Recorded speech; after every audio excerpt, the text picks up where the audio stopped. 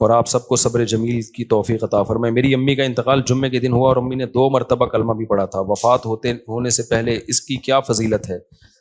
من کان آخر کلامہ لا الہ الا اللہ دخل الجنہ، نبی صلی اللہ علیہ وسلم نے فرمایا جس کا آخری کلام لا الہ الا اللہ تھا وہ جنت میں داخل ہوگا۔ لیکن بہرحال علماء نے اس حدیث کی تشریح میں لکھا ہے کہ اس سے وہ مراد ہے جو کبیرہ گناہوں سے بچتا ہو، تو اس طرح کی حدیثوں کا یہ مطلب ہوتا ہے۔ لیکن بہرحال حدیث کے ظاہری الفاظ یہی ہیں، اللہ کی رحمت سے امید لگائی جا سکتی ہے کہ شاید اللہ تعالیٰ، کیونکہ یہ بھی توفیق بھی ملنا بڑی بات ہے۔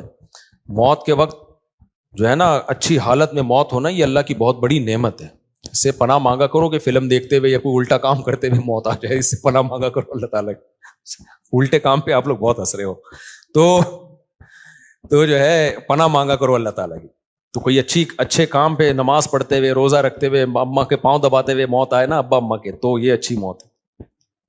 مفتی صاحب، یہ ہو گیا میرے بھائی وفاس۔ اچھا، میں اپنی والدہ سے بہت اٹیچ تھا۔ میری امی کینسر کی مریضہ تھی، میں ان کی تمام دیکھ بھال کرتا تھا، کوئی نہیں تھا۔ مجھے ان کے آخری لمحات یاد آ رہے ہیں۔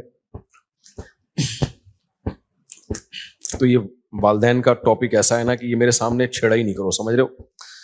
تو دیکھو، یہ اب موت تو ہو گئی، لیکن آپ کے لیے بھی اچھی موت ہے کہ آپ نے والدہ کی خدمت کی آخری عمر میں۔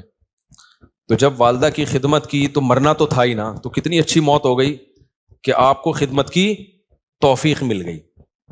خدا نخواستہ کوئی جھگڑا ہو جاتا، کوئی اونچ نیچ ہو جاتی، وہ ناراض چلی جاتی ہیں، آپ ساری زندگی ایک غم رہتا۔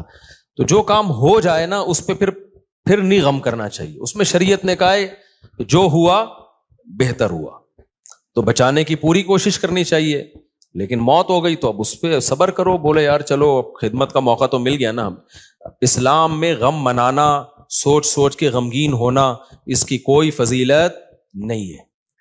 اسلام میں یہ کہ خوش رہنا سیکھو۔ ہاں، اللہ کی طرف سے کوئی غم آ رہا ہے تو ایک الگ بات ہے۔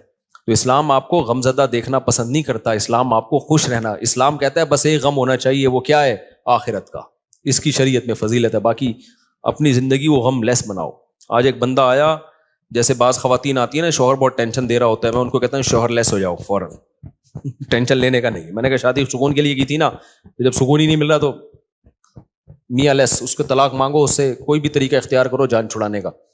تو کیونکہ بھائی اپنے سکون کے لیے کی ہے نا، ٹینشنوں کے لیے تھوڑی۔ ہاں، تھوڑی بہت ٹینشن تو ہر گھر میں ہوتی ہے۔ اسی طرح ایک بندہ آیا، وہی چماٹ والا نا، ایک چماٹ لگایا تو بیوی نے 4 چماٹ لگا دیے۔ تو اور پتہ نہیں کیا کیا ہو رہا ہے۔ آپ لوگ کبھی میرے ساتھ خوشبو لگا کے آؤ، کبھی بیٹھو۔ اب ظاہر ہے لوگوں کے راز فاش ہوتے ہیں، اس لیے میں یہ باتیں کرتا نہیں، اور میرا مقصد کسی کا مذاق اڑانا نہیں ہوتا، سب کے ساتھ ایسا ہو سکتا ہے۔ لیکن میں صرف بتا رہا ہوں کہ سوسائٹی مارکیٹ میں ہو واٹس گوئنگ آن، مارکیٹ میں ہو کیا رہا ہے۔ تو ایسے موقع پہ پھر میں لوگوں کو ڈیورس کا مشورہ دے رہا ہوتا ہوں کہ بھائی جب اتنی نوبت ہے تو فارغ کرو میرے بھائی۔ پھر صبر کا فائدہ نہیں ہے ایسے موقع پہ، کیونکہ شادی سکون کے لیے کی جاتی ہے۔ تھوڑی بہت ٹینشنیں ہر گھر میں ہوتی ہیں، لیکن ٹینشنوں کی بھی ایک لمٹ ہوتی ہے۔ کچھ بھی نہیں سن رہی، اپنے آپ کو ماتحتی نہیں سمجھ رہی ہے، تمہیں اس نے خانساواں بنایا ہوا ہے، اس کو سمجھانے کی ایک لمٹ ہوتی ہے۔ 6 مہینے اماں کے گھر بٹھا دو، شاید کچھ دن کے بعد ہدایت مل جائے، پھر بھی نہیں مل رہی تو بھائی تمیز سے علیحدگی اختیار کرو۔ تو وجہ اس کی ہے کہ اللہ نے ہمیں غمزدہ رہنے کے لیے پیدا بولو نہیں کیا۔ غم ایک ہی ہونا چاہیے، وہ کون سا ہے؟ آخرت۔ تو خوش رہنا چاہیے انسان کو۔ اللہ کو خوش لوگ کیا ہیں؟ پسند ہے۔ نبی حضرت ابو ہریرہ نے فرمایا کہ نبی صلی اللہ علیہ وسلم نے جب بھی مجھے دیکھا ہے، زندگی میں کبھی ایسا نہیں ہو کہ آپ نے مجھے دیکھا اور مسکرائے نہ ہو۔ حالانکہ نبی کا غم سب سے بڑا غم تھا نا، امت کی فکر تھی، لیکن اپنے ساتھیوں کے ساتھ ایٹیٹیوڈ کیا تھا آپ کا؟ جب بھی دیکھتے مسکراتے۔ اور ہم لوگ کیا ہے؟ جب بھی دیکھو ایسا لگتا ہے کوئی نیا ٹینشن چل رہی ہے اس کے ساتھ، نئی ٹینشن چل رہی۔ خوش رہنا سیکھنا چاہیے، سمجھ رہے ہو؟ مسکراتے چہرے سے ملا کرو، ٹینشن فری۔ امریکہ میں $10 کی ایک چھولے کی پلیٹ ملتی ہے صبح ناشتے میں نا، پراٹھے کے ساتھ، جو لوکل ہوٹل، جو پاکستانی کے ہوٹل۔ $10 کا مطلب پتہ ہے کیا؟ 2750۔ اب مہنگائی وہاں ہے میرے بھائی، یہاں نہیں ہے۔ یہاں تو چھولے کی پلیٹ فری میں آ رہی ہوتی ہے، پراٹھا خریدو بعض دفعہ ویسی فری میں ڈال کے دے دیتا ہے۔ آپ ڈالر پہ ترس رہے ہو تو وہاں خرچہ بھی تو ڈالر میں ہی ہو رہا ہے، سمجھ رہے ہو؟ تو اس لیے پاکستانی کرنسی میں اگر کما رہے ہو تو کھا بھی کس میں رہے ہو؟ اسی میں۔ وہاں جاؤ گے تو ڈالر میں کماؤ گے تو کھاؤ گی بھی کس میں؟ میں جاپان میں جو فاسٹ ٹرین میں بیٹھا ہوں نا میں, یہ زوم آپ کرو انجوائے, اس کا ٹکٹ پتا ہے کتنے کا تھا؟ جب مجھے پتا چلا میرے ہوش اڑ گئے. میں نے کہا ٹانگا گدھا رکشا صحیح ہے میرے بھائی, یہ بس دکھانے کے ہیں. لوگوں کی جائیدادیں بک جاتی ہیں ان ٹرینوں میں, بہت لگژری لوگوں کا کام ہے وہ, بس وہ ڈرائیور ہی بیٹھے اس میں. تو بہت مہنگائی ہے, تو آپ بہت مزے میں ہو, اور وہاں ٹیکس اتنا ہے. آپ کی اگر 40 لاکھ تنخواہ ہے نا, 1 کروڑ آپ کی اگر تنخواہ, ایک مثال دے رہا ہوں تاکہ کیلکولیشن آسان ہو, تو 43 لاکھ روپے ٹیکس میں دینے ہیں آپ نے. یہاں اتنا ٹیکس تھوڑی ہے.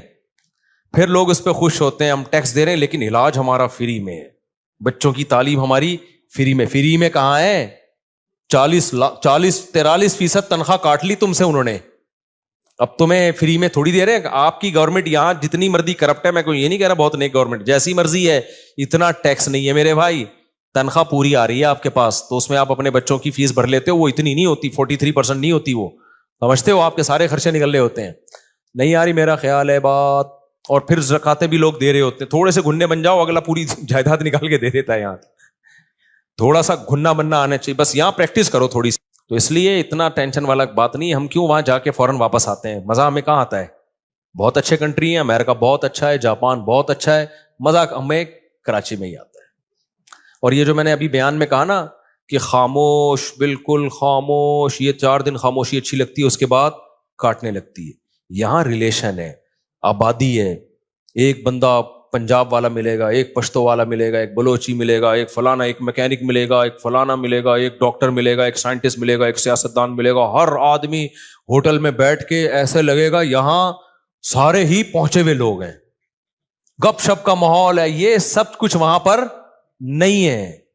خاموشی خاموشی خاموشی. ابے 4 دن تک خاموشی اچھی لگتی ہے, اس کے بعد میں نے کہا یار کوئی تھڑے نہیں ہے یہاں پہ, کوئی تھڑے ہوں یہاں پہ, کوئی بیٹھے ہوئے ہوں, کوئی بیٹھک ہو, کوئی گپ شپ ہو نا.